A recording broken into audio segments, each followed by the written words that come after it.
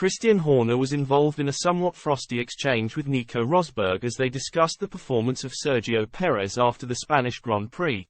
Red Bull team principal Christian Horner was quick to snap back at Nico Rosberg while discussing Sergio Perez's performance at the Spanish Grand Prix in his post-race interview with Sky Sports F1.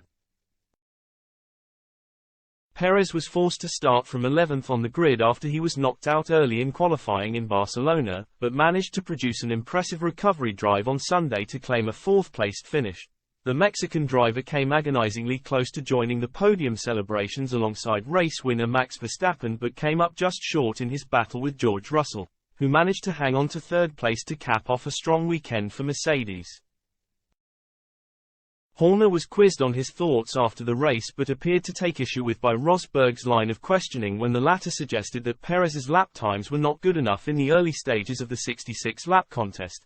"You were just saying he did a good race, but I thought it was quite a lack of performance, especially during the early part of the race," began Rosberg. "Isn't that true? I mean, comparing to Max there were some laps where there was quite a gap." Horner was in no mood to be drawn into criticizing his own driver, though, and responded by firing back at Rosberg with a thinly veiled dig of his own. The Red Bull chief turned to face Rosberg and said, "You're a critical kind of guy, aren't you? You're tough on these guys. Now you're out of the car, you have to criticize all the guys."